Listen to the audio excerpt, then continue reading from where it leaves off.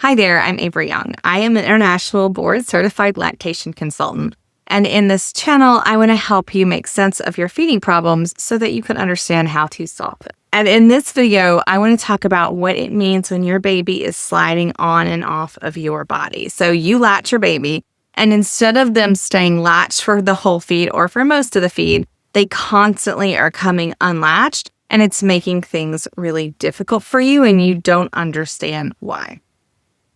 So there are several reasons why your baby might become unlatched while you're feeding them. One of them is that they just don't feel good. If your baby is uncomfortable during feeding or they're trying to adjust themselves, they may become unlatched because they're working on different muscles. You can't cry or pass gas and suck or swallow at the same time.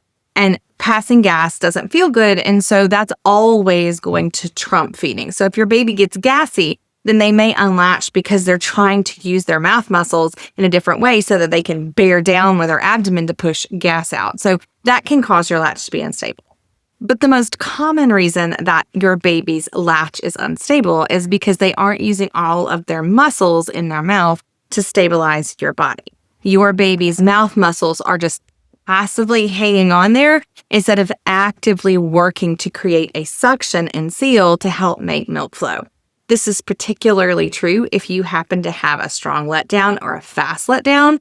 And you can often tell if you have a fast letdown because when you feel your milk let down, it will shoot across the room. It'll go pretty far. Or if you're pumping and you know that you get all of your milk when you're pumping in the first couple minutes, the first 5 minutes, and it just shoots out of the pump, that's a good sign that you have a fast letdown. And if you have a fast letdown, then your baby may become what we call a passive feeder. What that means is that they passively hang out at your body, keeping their mouth connected to you while they are just swallowing because your body is doing all the work. So how can you tell if your baby is a passive feeder? Well, number one, they unlatch a lot. It's very easy to get your baby off of your body. You don't have to actually stick your finger in their mouth to help break the suction. You can just lean back and the suction breaks all on its own, because your baby's muscles aren't really making that suction. They're just making a connection. What you can't do is go by whether or not it hurts and whether or not your baby is gaining weight, because passive feeders can do both of those things, because if they're just attached to you and not actively working in the feeding process, then it may not hurt you, even if they're not using all of their muscles in the right way. So why is this a problem if your baby is a passive feeder?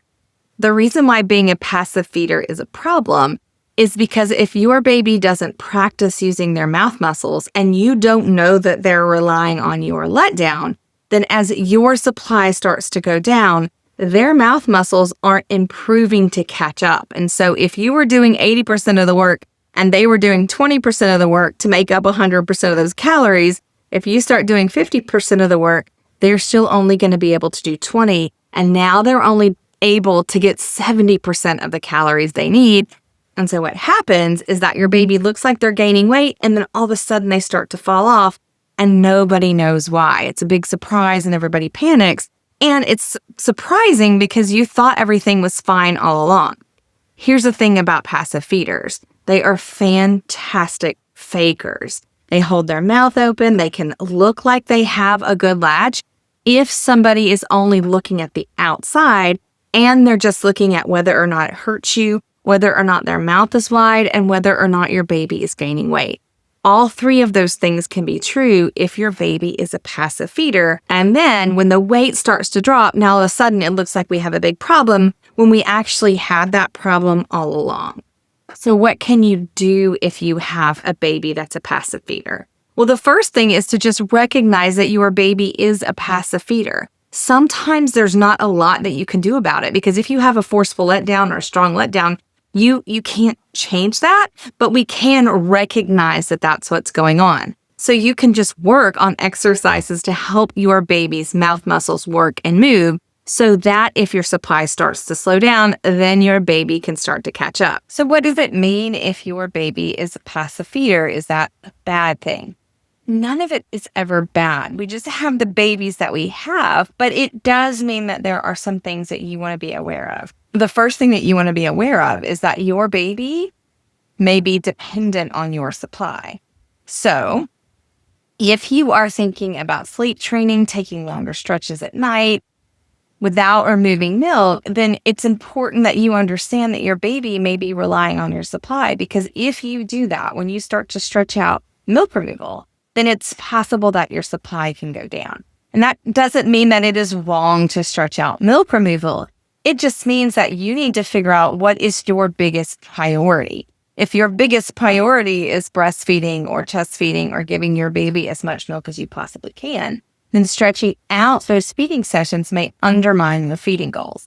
If your goal is to feed in the way that feels best for you, and taking longer sleep stretches or spreading out milk removal is what feels best for you, then that is okay. You should absolutely do that. But what may happen is that your milk may go down, and then that may limit the periods of time where your baby will be able to comfortably feed from you. The earlier you can identify that your baby is a passive feeder, the better off you're going to be, because that means you can knowingly protect your milk supply if that is going to be important to you.